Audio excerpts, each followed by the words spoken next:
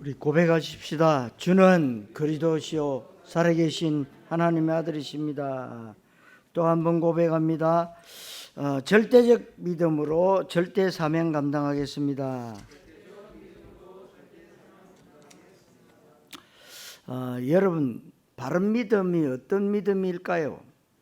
그리고 정상적인 믿음은 어떤 믿음일까요? 사람들은 그럽니다. 내가 뭔가를 해야 된다고 생각합니다. 근데 아닙니다. 언약 붙잡은 나를 통해서 하나님이 어떻게 언약을 성취하시는지를 보고 감상하고 누리는 것이 바로 올바른 믿음, 정상적인 믿음이다. 그렇게 말씀하고 있습니다. 만약에 그 부분이 안 되면 내가 뭔가를 해야 된다고 생각을 하지만 그렇게 되면 하나님이 성령으로 역사할 자리가 없어지는 것입니다. 오늘 절대적 믿음이라고 하는 중요한 말씀에 중요한 내용 세 가지가 뭐냐면 절대적 목표, 절대적 사명, 절대적 헌신입니다. 우리가 신앙생활하면서 세 가지를 생각해 볼 때 하나님과 나와 교회 이 세 가지만 되면 다 끝나는 것입니다.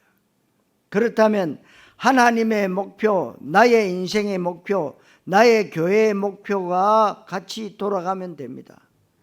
믿음이 좋다고 하는 것은 하나님의 것과 내 것이 같아지는 겁니다. 하나님의 가장 중요한 것이 나의 가장 중요한 것이 되고 그것이 교회의 가장 중요한 것이 되면 됩니다. 굉장히 쉽고 간단하지만 그러나 굉장히 중요합니다.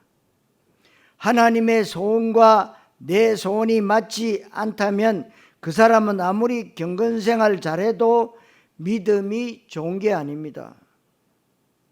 어떤 사람은 인격이 너무나도 훌륭하고 성품이 좋고 심성이 너무 아름답고 삶이 모범적이라고 하는데 그건 사람이 좋은 거지 절대로 믿음 좋은 게 아닙니다.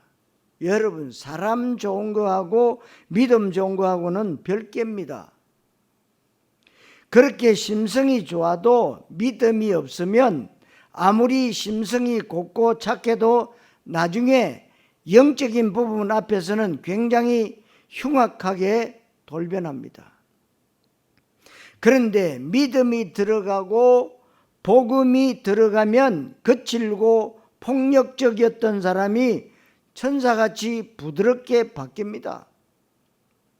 오늘 절대적 믿음의 세 가지 요소가 하나님의 목표는 절대 목표다. 내 인생의 목표는 절대적 사명이다. 내가 다니는 교회의 목표에 나는 절대적으로 헌신해야 될 것이다. 성도 여러분, 꼭 알 것은 종교적 믿음은 믿음이 아니고 종교적 교회는 교회가 아님을 잊지 마시기를 그리스도이신 예수님 이름으로 축원합니다. 첫째로 영향받는 믿음이에요. 믿음이 두 가지가 있는데 종교적 믿음이 있고 언약적 믿음이 있습니다. 종교적 믿음은 다른 것이 문제가 아니라 내가 믿는 예수를 잘 모른다는 거예요. 그리고 하나님의 소원 잘 모르는 겁니다. 그냥 댕기면 되지. 그냥 믿으면 되지. 그리고 하나님의 가장 중요한 동기와 내 동기가 맞지 않는 겁니다. 나는 자꾸 땅의 것을 달라고 하는데 하나님은 우리에게 하늘의 것을 주기를 원해요. 그래서 그런 사람들은 예수님이 이 땅에 왜 오셨는지 어떤 일을 하셨는지 몰라요. 그렇다면 예수님 하신 일이 나하고 어떤 관계가 있는지도 모릅니다. 예수 믿고 구원받은 내가 이 땅에서 무엇을 하면서 어떻게 왜 살아야 되는지에 대해서 깊이 생각을 안 해보고 무턱대고 돈 없으면 돈 달라고 하고 사업 시작하면 사업 잘 되게 해달라고 가정 화목과 건강과 자식을 위해서 주로 기도합니다. 그게 종교적 믿음인데 종교적 믿음은 가장 중요한 특징이 생명과 성령과 창조의 역사가 안 일어납니다. 현장과 사람을 살리지를 못해요. 그래서 종교적 믿음은 특징이 뭐냐 하면 일요일 예배당의 모습과 평일날 현장에서의 모습이 판이하게 다르다는 겁니다.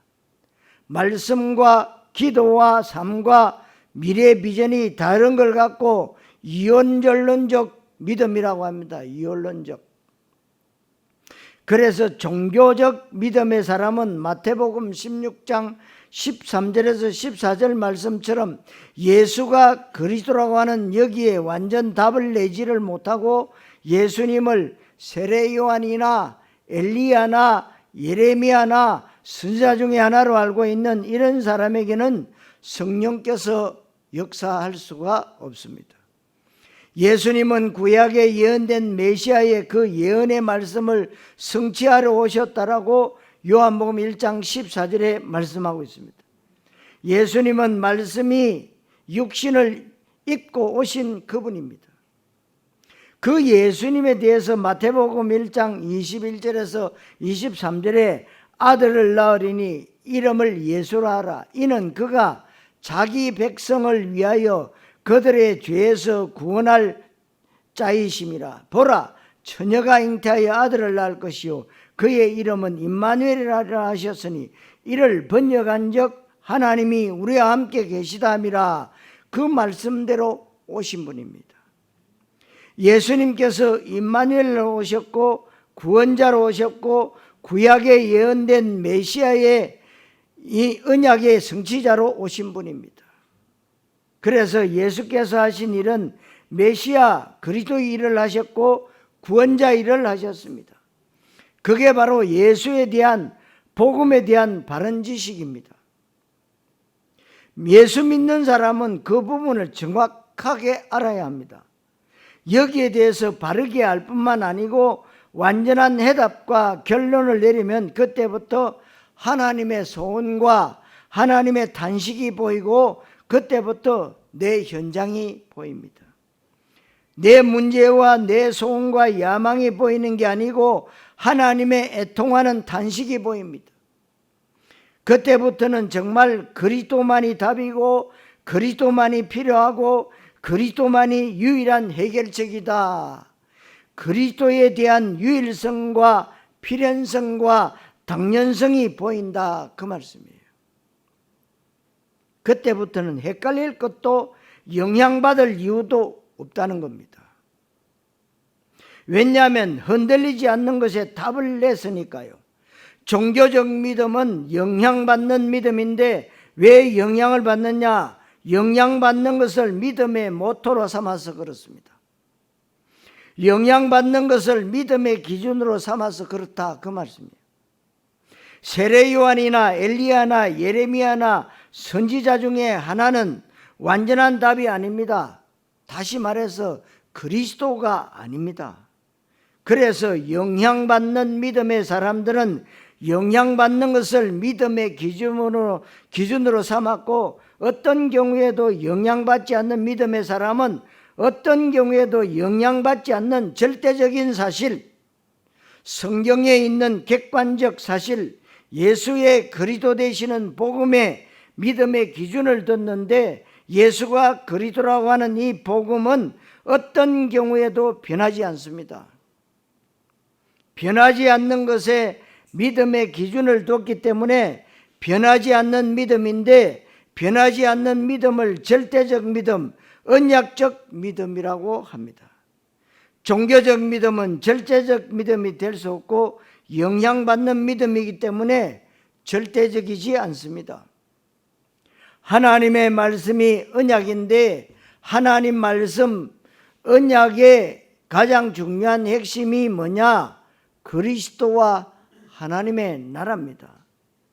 그리스도와 하나님 나라의 내 신앙과 인생의 완전 결론을 내렸다면 변하지 않는 언약의 근거를 두고 있기 때문에 우리의 믿음도 변하지 않습니다. 그래서 영향받는 믿음은 자꾸 환경과 사람과 문제에 영향을 받지 않습니다. 영향을 받는다 그 말이죠. 왜냐하면 그리스도에 대한 답이 없으니까 불신앙과 세상 가치관과 거짓말에 자주 속는다는 겁니다.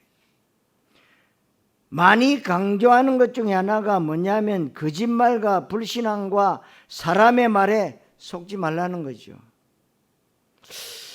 교회에 와서 하나님 말씀 듣고 사람들하고 얘기하다가 굉장히 상처도 받고 굉장한 그런 문제들을 가지고 슬픈 마음으로 괴로운 마음으로 돌아가는 사람들 참 많습니다.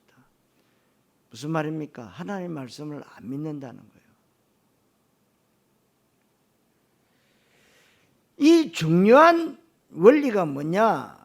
거짓말과 사람의 말과 불신앙의 특징 가운데 하나가 그냥 들으면 너무나 이치에 딱 맞는 말이에요. 육과 원칙에 딱 맞도록 얘기하면서 속이는 겁니다. 그래서 렘트들한테도 중지자들한테도 강조합니다. 맞는 말에 속지 마라.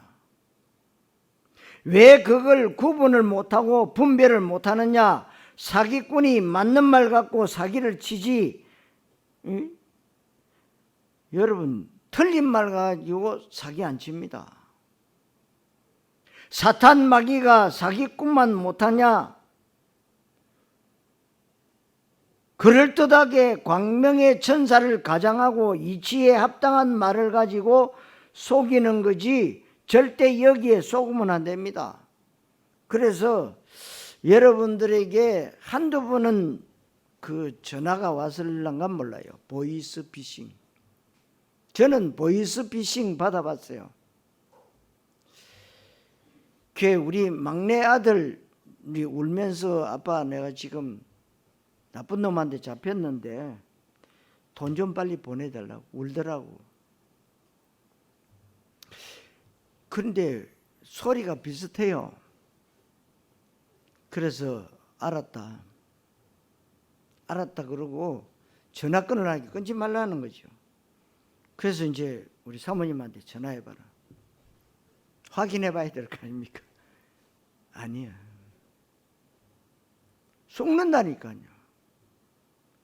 그러니까 보이스피싱 잡으러 다니는 사람도 어느 날 속았어. 그러니까 제주도에는 또 저 어르신들 노인네들이 많으니까 노인네들이 얼마나 잘 속이는지 몰라. 속임 당해요. 그래가지고 속아가지고 그 노인연금 받아놨던 거 다 모아가지고 다 주고. 여러분 맞는 말 가지고 속이는 거예요. 여러분 세상에 지금 여러분 학문이요 맞다고 생각합니까? 틀린 거예요.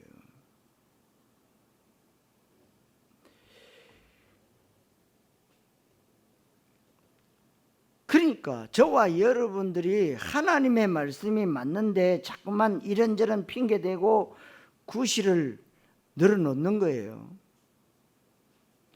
목사가 어떻고 사모가 어떻고 교회가 어떻고 교회 시스템이 어떻고 교회 재정이 어떻고 그럽니다. 어떤 분이 자기 아들한테 자기 딸한테도 말하는데 다른 사람에게 말하는데 뭐라냐? 내가 우리 아들한테도 딸한테도 좋은 옷 못 사주고 좋은 학원도 못 보내고 남편 차도 좋은 차 못 사주고 이런 얘기를 많이 해요. 한마디로 딱 줄여서 말하면 무슨 말입니까? 돈 없다는 거죠. 돈 없다 그러면 되는데 말을 많이 하는데 맞는 말이잖아요. 한마디로 말하면 불신앙이에요. 불신앙이라고 하는 그 근본 바탕에서 10가지, 20가지 얘기가 나오는데 거기에 속으면 안 됩니다. 똑같은 말이라도 불신앙의 뿌리를 둔 말이 있고 복음과 전도라고 하는 언약의 뿌리를 둔 말이 있습니다. 기도하라. 이게 신비주의자가 하는 기도하라고 율법주의자가 기도하라고 또 우리 전도자 유목사님이 기도하라고는 차원이 달라요. 다릅니다. 그거 구분 못하면 신앙생활 잘하는 거 아닙니다. 그걸 똑같은 말이라고 하면 되겠습니까? 신학자가 그리스도 말하는 거하고 책 보고 강의 듣고 그리스도 말하는 거하고 현장에서 전도하면서 영적 사실을 체험하고 그리스도 말하는 거하고 그냥 보면 똑같은 그리스도입니다. 그런데 뭐가 다를까요? 사람 따라서 그리스도의 강도가 다르다는 사실을 모르면 안 된다는 겁니다. 똑같이 그리스도를 말해도 성령의 역사하심이 사람 따라서 다르다는 걸 알아야 되고, 똑같은 그리스도인데 그 그리스도가 학문적 그리스도가 될 수 있고 거짓말 그리스도가 될 수 있고 나에게 현장에서 검증된 사실적 그리스도가 될 수 있는 겁니다. 그래서 언약적 믿음은 일요일 예배당 신자가 아니고 현장 전도 제자입니다. 이게 언약적 믿음이에요. 그래서 여러분들이 언약 가진 여러분이 맞다면 현장 살리는 전도 제자입니다. 언제나 기도해도요, 아무것도 안 해도 괜찮아요. 언약 붙잡았다. 그럼 뭐요? 언약적 믿음의 사람이에요. 뭘 꼭 해야 되는 게 아닙니다, 여러분. 오해하지 마세요. 그래서 언약적 믿음의 사람은 어떤 경우에도 변하지 않고 어떤 것에도 영향받지 않습니다. 성품이나 인품하고도 상관이 없어요. 내 능력이나 수준하고 전혀 상관이 없습니다. 이거를 갖고 언약적 믿음, 절대적 믿음이라 그럽니다. 성도 여러분, 절대적 믿음의 축복을 받게 되시기를 그리스도이신 예수님 이름으로 축원합니다. 두 번째로 절대 목표, 하나님의 목표죠. 그렇다면 절대적 믿음의 사람이 가져야 되는 절대적 목표, 절대적 사명, 절대적 헌신, 이 세 가지를 기억하시면 됩니다. 그게 바로 하나님과 나와 교회 응답입니다.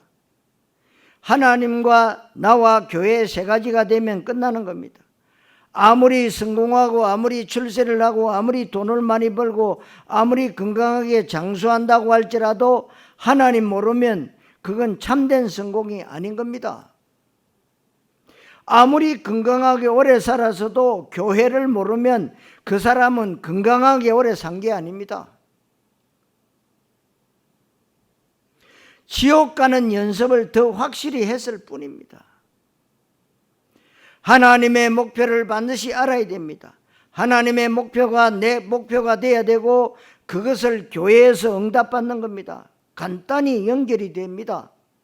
하나님의 목표는 절대 목표다. 바뀌지 않습니다. 이것을 내 인생의 목표로 삼고 그것을 교회 헌신을 통해서 실현하는 것입니다. 하나님의 목표는 아주 간단하고 쉽습니다. 하나님의 목표는 멸망받지 말고 구원받으라. 저주받지 말고 지옥 가지 말고 사탄 마귀에 속지 말고 예수 믿고 구원받으라. 이게 하나님의 목표입니다. 굉장히 쉽잖아요. 그러면 저와 여러분의 목표는 뭘까요? 구원받는 길이 예수 그리스도 복음인데 이 복음을 바르게 이해하고 복음을 체질화 사상화시키고 마음껏 누려라. 복음의 DNA를 내 속에 결정지어라. 그렇다면 교회 중심으로 생명 걸고 헌신함으로 사도행전적 교회 흐름을 타라 이겁니다. 하나님의 목표는 구원받은 자만이 알 수가 있습니다. 하나님의 목표를 모른다면 구원받는 자가 아닙니다. 하나님의 목표는 이 세상이 12가지 문제에 걸려 있는데 창세기 3장 선악과 사건, 창세기 6장 노아의 방주 사건, 그리고 창세기 11장 네피림 시대에 인간이 하나님께 전면 도전하기 위해서 바벨탑을 쌓는 사건입니다. 이 창세기 3장, 6장, 11장 이게 지금 이 시대의 문제입니다. 그리고 사도행전 13장, 16장, 19장에는 문화를 파고드는 사탄의 계략이 있는데 종교와 무속과 이런 것들을 통해서 흑암으로 역사하는 것입니다. 그것뿐만 아니라 하나님 모르는 사람들은 영적 문제, 우상 문제, 정신 문제, 육신 문제, 미래 문제, 후대 문제라고 하는 불신자 6가지 상태에 걸려 있습니다. 그래서 창세기 3장, 6장, 11장, 사도행전 13장, 16장, 19장, 그리고 불신자 6가지 상태를 합쳐서 12가지 문제, 이 12가지 문제가 재앙으로 전 세계의 문제로, 이것이 오래된 문제로, 옛날부터 원래부터 있었던 문제로, 이것이 개인을 파고들고 가정을 파고들고 지금 문화 속에서 사람들을 파멸시키고 멸망으로 몰고 가고 있습니다. 여기에서 빠져나와서 구원받아라. 그 구원의 길이 종교로나 인격이나 윤리나 선행이나 열심 가지고 안 되고 돈과 지식 가지고도 절대 안 된다, 그 말씀이에요. 여러분, 영적 문제는요, 의사가 못 고쳐요. 그래서 하나님이 이 문제 해결하기 위해서 이 땅에 인간의 몸을 입고 오셨는데 그분이 바로 예수님. 예수님은 십자가에서 죽으시고 부활하심으로 그리스도 일을 하셨습니다. 이 예수님이 그리스도라고 하는 이것이 유일하고 영원하고 완전한 해답, 이 해답에 내 인생의 해답을 얻는 것이 바로 하나님의 목표입니다. 마지막 때가 더해 갈수록 세상은 점점 더 험악해지고 살벌해지고 말세의 징조들은 점점 더 많이 나타날 것이고 영적인 혼란이 많아질 뿐만 아니고 전쟁과 기근과 각종 사고와 재난과 질병이 많아지고 인간의 기본성마저 상실되어 가는 이런 시대가 올 것입니다. 이러한 때에 성공이 진짜 성공이 아니다. 이럴 때에 열심히 산다고 이 문제가 해결되는 게 아닙니다. 그리스도만이 유일한 답이다. 여기에 대해서 하나님의 목표라고 하는 여기에 내 목표를 맞추면 됩니다. 그러면 그때부터 하나님의 시간표가 시작이 되는 겁니다. 그래서 하나님의 목표는 예수 믿고 구원받아라. 12가지 문제 속에서 빠져서 허황된 것을 쫓아가는 가치없는 인생 살지 마라. 그리고 마귀 종노릇 하지 말고 예수가 그리스도 되시는 복음을 알고 믿고 예수님을 구주로 영접해서 구원받아라. 이게 하나님의 목표입니다. 이 하나님의 목표는 세상의 학자들은 모르는 겁니다. 종교생활하는 종교인도 모릅니다. 성도 여러분, 복음에 담난 전도자들만이 하나님의 목표를 알아서 하나님의 목표에 내 인생의 목표를 맞춘다는 것을 아시기를 그리스도이신 예수님 이름으로 축원합니다. 세 번째로 절대 사명입니다. 절대 사명이 나의 인생 목표가 되어야 되죠. 그러면 인생 목표는 뭐겠습니까? 하나님의 목표인 복음과 구원에 내 인생의 완전한 해답과 결론을 내리는 겁니다. 그러니까 결단하라. 그래서 복음에 대해서 바르게 알 것은 신비적 체험은 복음이 아닙니다. 내가 교회를 열심히 다니고 교회 헌신 봉사를 많이 했더니 우리 자녀가 인류대학에 합격했다. 그건 복음 아닙니다. 여러분, 절간 다녀도 인류대학교 얼마든지 합격시킵니다. 합격해요. 신자들 자녀들보다 불신자들 자녀들이 훨씬 많이 합격합니다. 내가 새벽 기도를 열심히 했더니 병이 고쳤다. 그건 복음 아닙니다. 여러분, 복음을 바르게 알아야 됩니다.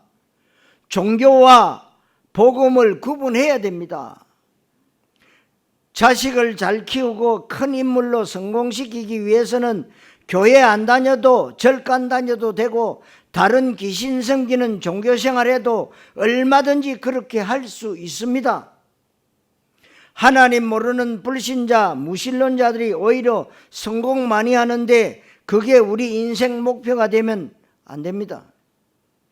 집안 식구들 화목하고 건강하고 사업 잘해서 부자로 잘 사는 게 목표가 되면 안 된다, 그 말씀이에요. 그거는 도둑놈 사기꾼들도 다 할 수 있는 겁니다. 우리 인생의 목표는 복음을 정확하게 바르게 알고 복음의 축복을 누리고 우리가 살아온 세월 동안에 우리에게 원래부터 있었던 것, 잘못된 뿌리, 잘못된 각인된 것들, 잘못 체질화된 것들, 복음을 방해하는 것들, 복음 아닌 것들, 복음 주변 것들을 빨리 갱신해야 된다, 그 말씀이에요.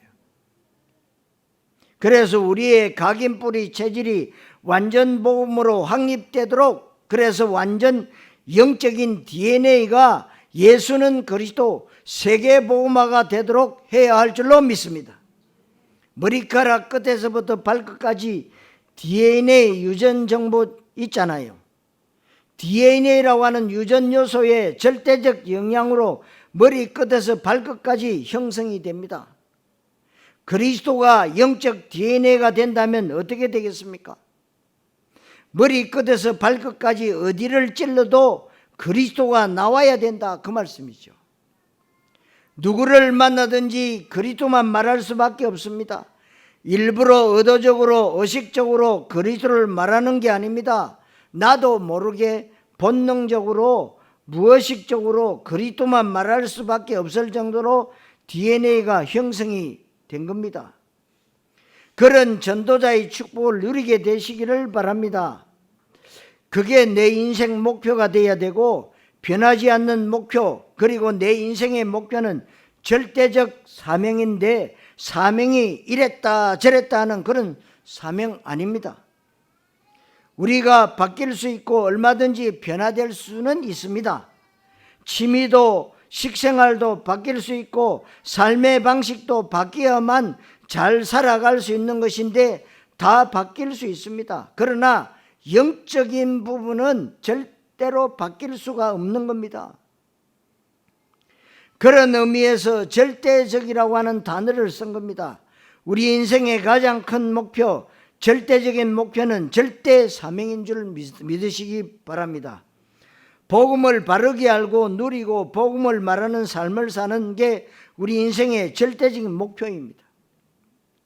그렇게 될 때 영적인 서밋, 영적인 탑, 영적인 리더 될 수가 있고 영적인 엘리트가 될 수가 있습니다.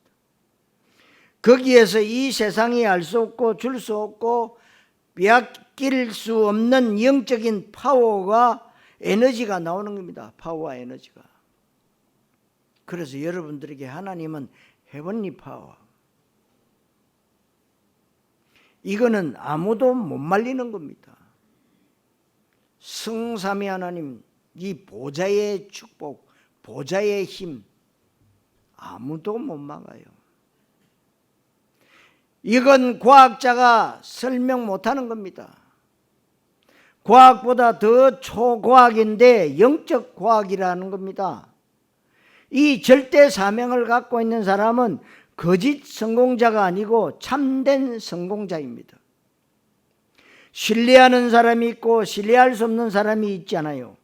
똑똑하고 성품 좋고 성실하고 진실되고 모든 면에서 삶의 모범적인 사람, 좋은 사람이라고 합니다. 그러나 믿음 좋은 것하고는 다른 얘기입니다.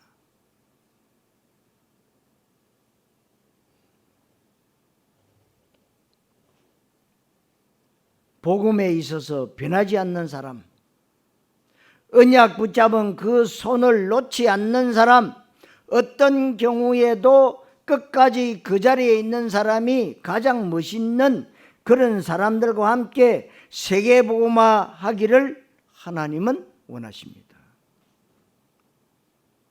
그게 바로 절대적 사람입니다. 상대적 사람, 조건적 사람 필요 없습니다. 아무리 잘나면 뭐 하겠습니까? 복음을 공격하고 교회를 대적할 텐데 그러면 아무런 소용이 없는 것입니다. 성도 여러분, 어떤 경우에도 복음에 있어서만큼은 변하지 마시기를 그리스도이신 예수님 이름으로 축원합니다.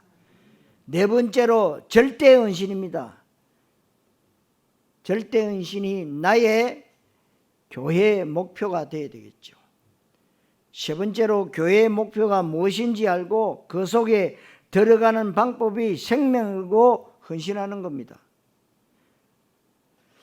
여러분들은 하나님과 복음을 위해서 헌신하면 됩니다. 눈에 보이는 교회와 전도자를 위해서, 믿음의 동력자들, 렘트들을 위해서 헌신하는 겁니다. 이게 바로 교회의 절대적인 목표인데 초대교회가 이걸 알고 있습니다.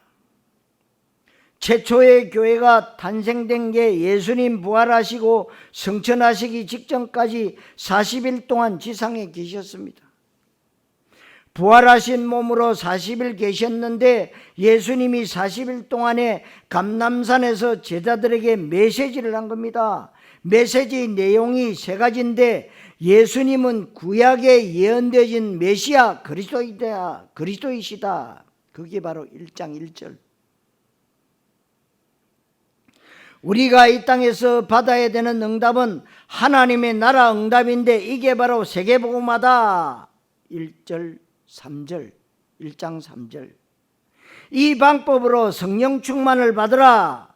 그러면 땅끝까지 권능받고 증인될 것이다. 1장 8절. 예수는 그리스도, 하나님 나라, 성령 충만이라는 이 세 가지 언약을 예수님이 감람산에서 40일 동안 말씀하셨습니다. 완전히 뭐냐?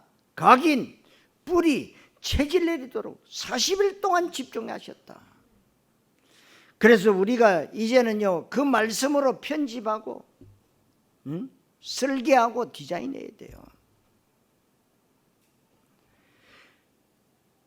예수님이 마지막으로 성천하시기 직전에 하신 말씀이라면 쓸데없고 중요하지 않은 얘기 안 했을 겁니다. 너무나도 중요한 말씀을 하신 거예요. 가장 중요한 걸 얘기했을 겁니다. 이 말씀을 언약 붙잡은 120명 그 사람들이 완전 원내서 되어져서 생명 걸고 기도했습니다. 그러니까 여러분들이 데오빌러여 내가 먼저 선거래는 누가복음으로 돌아가면 예수님이 그리스도다 나오는 거예요.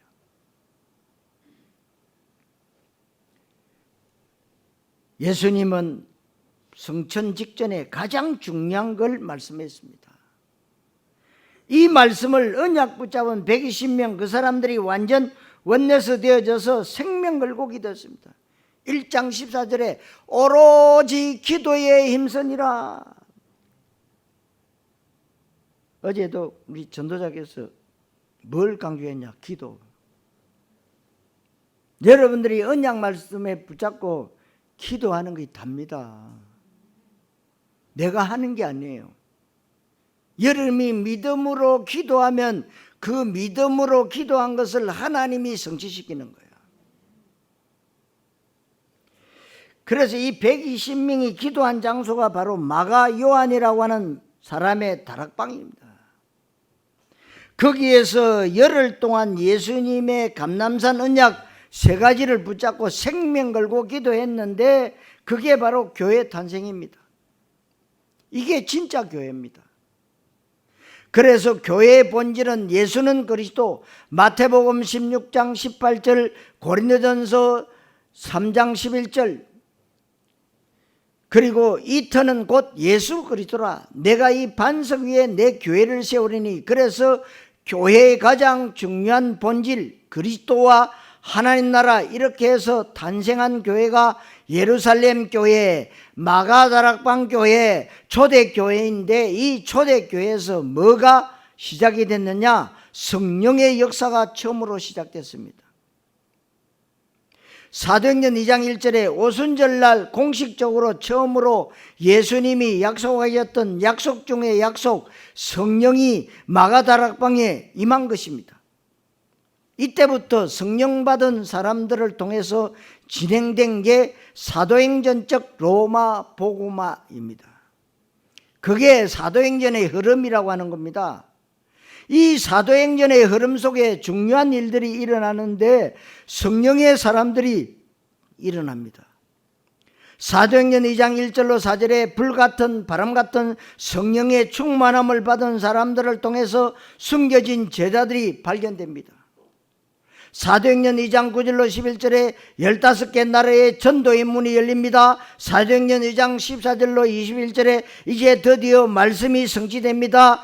요엘이라고 하는 선지자를 통해서 요엘서 2장에 예언했던 그 말씀이 그대로 성취되면서 사도행전 2장 41절에 3천 제자가 일어납니다. 이제 그때부터 사도행전 2장 42절에서 48절에 초대교회의 성도들은 완전 생명건 절대적 헌신을 하게 되는 겁니다. 왜냐하면 봤으니까요. 헷갈릴 게 없으니까 이제는 다른 것에 기웃대거나 영향받을 필요가 없습니다. 왜요? 절대적 하나님의 언약을 받습니다. 여러분들이 진짜 다이아몬드를 가지고 있으면 가짜 큐빅 다이아몬드 그거 버려버립니다. 아무리 알이 굵고 크고 영롱해도 큐빅입니다. 가짜예요. 진짜 다이아몬드 오직 그리스도. 그래서 사도행전적 로마 복음화가 진행이 되면서 사도행전 13장, 16장, 19장에 바울이 1차, 2차, 3차 전도 캠프 여행을 통해서 문화를 개혁합니다. 종교와 우상을 깨부수면서 사도행전 17장 1절에 사도행전 18장 4절에 사도행전 19장 8절에 회당을 파고드는 겁니다.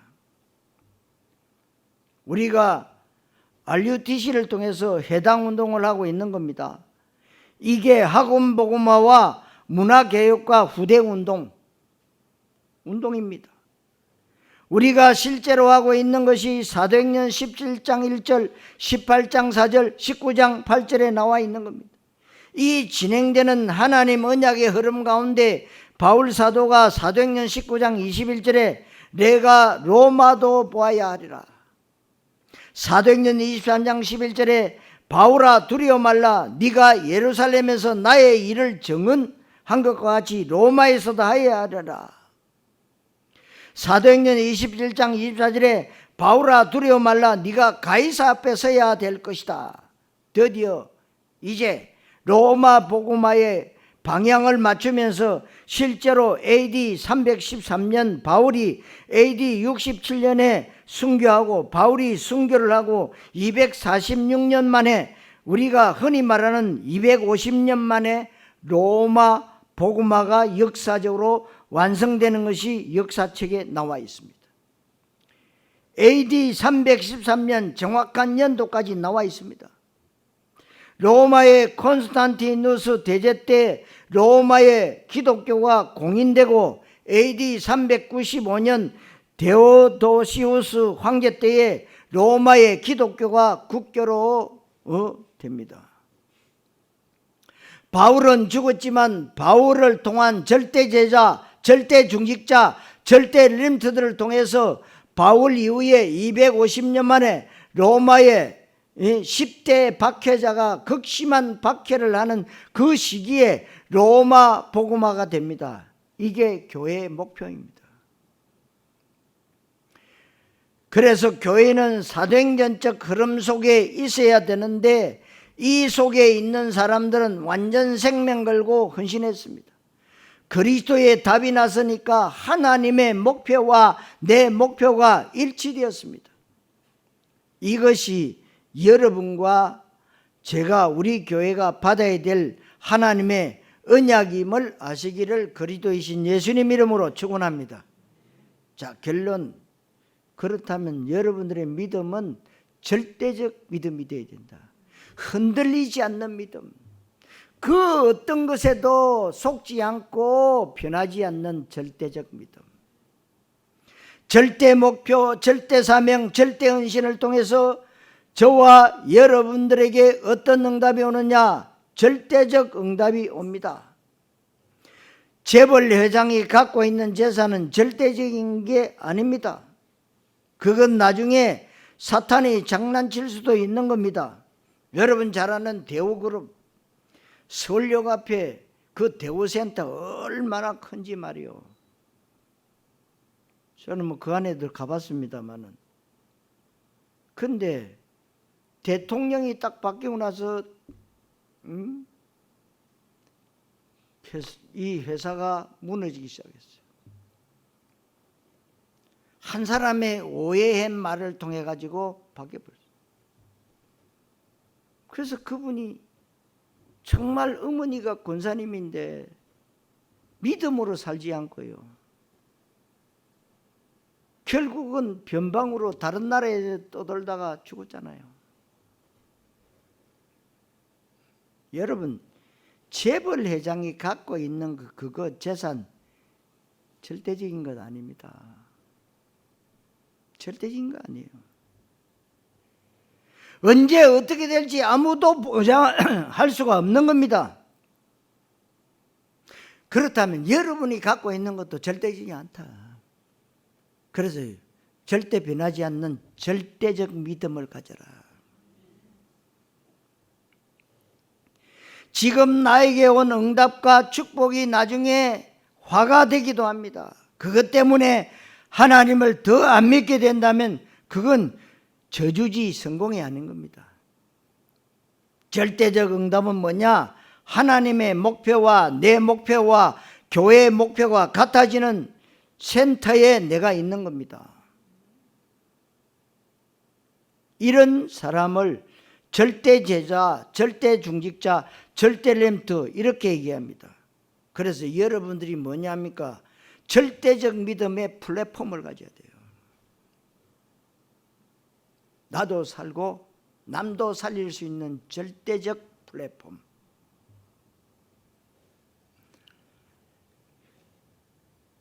그래서 이렇게 오는 응답은 우리가 잘했기 때문에 내가 잘한 것에 대한 결과로 오는 응답 절대로 아닙니다. 한 가지, 언약의 이유 때문에 하나님이 주시는 응답이기 때문에 빼앗아 갈 자가 없습니다. 이유는 그거예요. 그러니까 여러분이 조금 잘 되면 내가 잘해서 그런 줄 생각한다니까. 아닙니다.